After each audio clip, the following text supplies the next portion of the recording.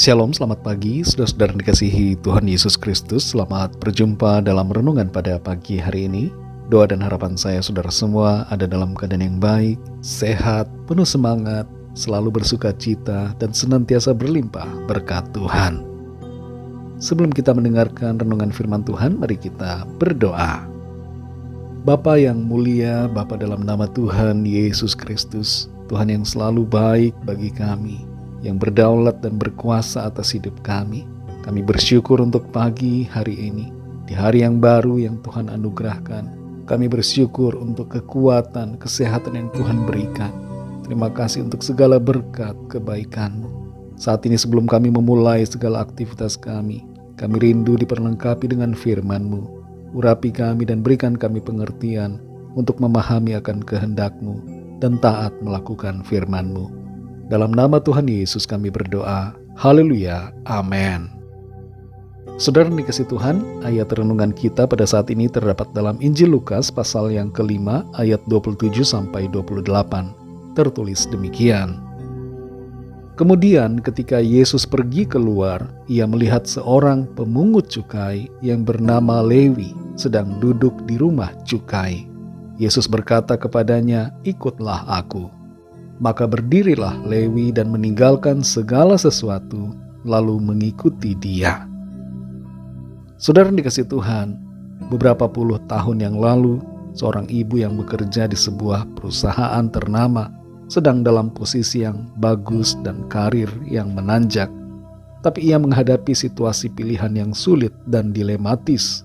Apakah bertahan dalam pekerjaannya atau berhenti dan kemudian melayani Tuhan sepenuh waktu?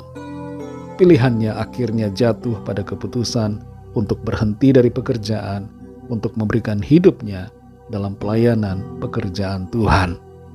Panggilan Tuhan yang bermacam-macam terhadap tiap orang perlu diresponi dengan tepat sesuai dengan apa yang menjadi panggilan Tuhan. Ketika Tuhan memanggil kita secara spesifik untuk suatu hal atau pekerjaan, maka kita hendaknya tidak menolak, karena penolakan itu berarti bahwa kita menghindari tugas dan lari dari tanggung jawab yang Tuhan percayakan. Penolakan tidak akan menghasilkan manfaat bagi kita. Ingatlah Yunus yang lari dari panggilan Tuhan untuk pergi ke Niniwe. Apa yang terjadi kemudian pada Yunus menunjukkan bahwa ketaatan merupakan hal yang mutlak. Seringkali saudara, memenuhi panggilan Tuhan itu membuat kita merasa rugi karena kita harus meninggalkan pilihan lain yang kelihatannya lebih baik dan menguntungkan atau lebih nyaman buat kita. Tapi sekali lagi, ketaatan pada panggilan Tuhan itu sangat penting dan tidak akan pernah kita sesalkan. Dalam Lukas pasal 5 ayat 27-28 ini, kita membaca tentang seorang bernama Lewi yang dipanggil Tuhan Yesus untuk ikut dalam pelayanannya. Pekerjaan Lewi sebagai seorang pemungut cukai merupakan pekerjaan yang dapat menjamin kehidupan lahiriahnya dengan baik. Biasanya pemungut cukai di masa itu kaya raya, punya banyak uang dan harta, dekat dengan kekuasaan, dan punya koneksi dengan orang-orang dalam pemerintahan Roma pada waktu itu. Tapi Tuhan memanggilnya untuk pekerjaan khusus, yaitu menjadi penjala jiwa. Kalau murid-murid yang lain umumnya adalah nelayan, maka Lewi berbeda. Ia adalah orang yang cukup terpandang dan berpendidikan. Panggilan Tuhan yang khusus kepada Lewi adalah panggilan yang penting untuk kita perhatikan karena mempunyai makna yang penting buat kita semua. Makna atau pesan apa yang kita dapatkan melalui kisah ini adalah: yang pertama, yang kekal lebih utama daripada yang sementara. Kita bisa menghubungkan panggilan terhadap Lewi ini dengan diri kita, apapun profesi kita saat ini. Kita perlu ingat bahwa ada realita kekal di balik yang sementara yang kita jalani di bumi ini.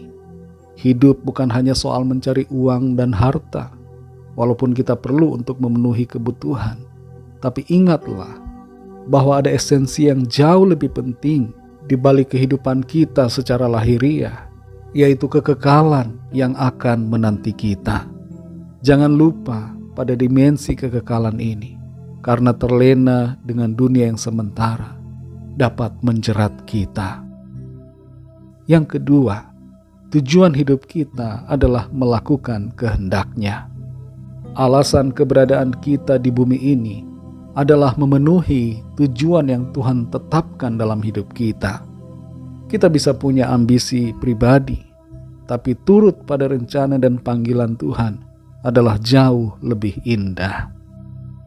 Yang ketiga, jangan pernah merasa rugi untuk mentaati panggilan Tuhan. Mengikuti panggilan Tuhan mungkin membuat kita harus melepaskan sesuatu yang berharga secara lahiriah. Tapi sadari saudara, bahwa ketaatan kita pada visinya tidak akan membuat kita menyesal.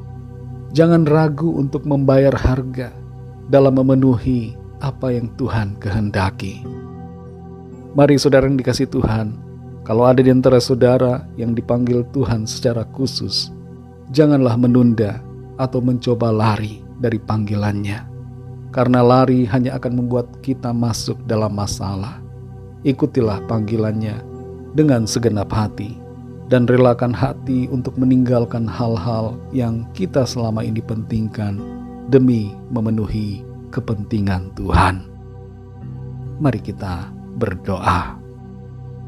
Bapa, dalam nama Tuhan Yesus Kristus, Tuhan yang sungguh sangat baik, yang selalu mengasihi dan punya rencana indah dan kekal bagi setiap kami.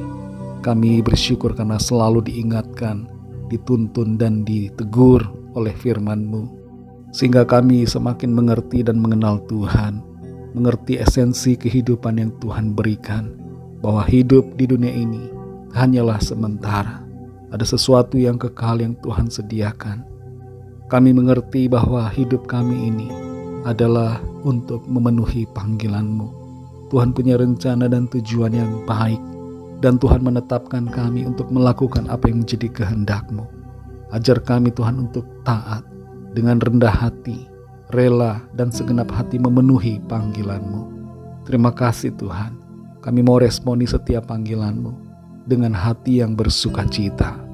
Kami percaya Tuhan yang memanggil kami akan senantiasa setia, memelihara, menjaga dan melindungi kami. Terima kasih Tuhan, kami bersyukur kepada-Mu. Berkatilah kami di sepanjang hari ini dalam segala aktivitas kami. Pimpin kami Tuhan, supaya apapun yang kami lakukan senantiasa menyenangkan hati Tuhan. Kami bawa kepada-Mu setiap permohonan doa dan pergumulan kami masing-masing, agar Tuhan melawat dan menyatakan kuasa mujizat-Mu bagi kami. Terima kasih Tuhan, segala puji hormat syukur hanya bagi nama-Mu. Dalam nama-Mu yang kudus, nama Tuhan Yesus Kristus, nama di atas segala nama, nama yang menyelamatkan, kami sudah berdoa dan mengucap syukur. Haleluya. Mari sama-sama kita berdoa, doa Bapa kami. Bapa kami yang di sorga, dikuduskanlah nama-Mu, datanglah kerajaan-Mu, jadilah kehendak-Mu di bumi seperti di sorga. Berikanlah kami pada hari ini makanan kami yang secukupnya, dan ampunilah kami akan kesalahan kami, seperti kami juga mengampuni orang yang bersalah kepada kami. Dan janganlah membawa kami ke dalam pencobaan, tetapi lepaskanlah kami daripada yang jahat, karena Engkaulah yang punya kerajaan, dan kuasa dan kemuliaan sampai selama-lamanya. Amin. Terimalah berkat Tuhan. Tuhan memberkati engkau dan melindungi engkau. Tuhan menyinari engkau dengan wajah-Nya dan memberikan kasih karunia. Tuhan menghadapkan wajah-Nya kepadamu dan memberikan damai sejahtera. Berkat dari Bapa Surgawi, kasih karunia dari Tuhan Yesus Kristus, dan persekutuan dengan Roh Kudus menyertai kita semua sekarang ini dan sampai selama-lamanya. Dalam berkat nama Tuhan Yesus Kristus. Haleluya. Amin. Puji Tuhan, saudara dikasihi Tuhan. Saya percaya firman Tuhan menjadi berkat dan kekuatan buat saudara semua. Dan Roh Kudus akan menolong saudara untuk lebih lagi memahami kebenaran firman Tuhan. Tuhan Yesus memberkati saudara semua. Sampai jumpa dalam renungan yang berikutnya. Haleluya.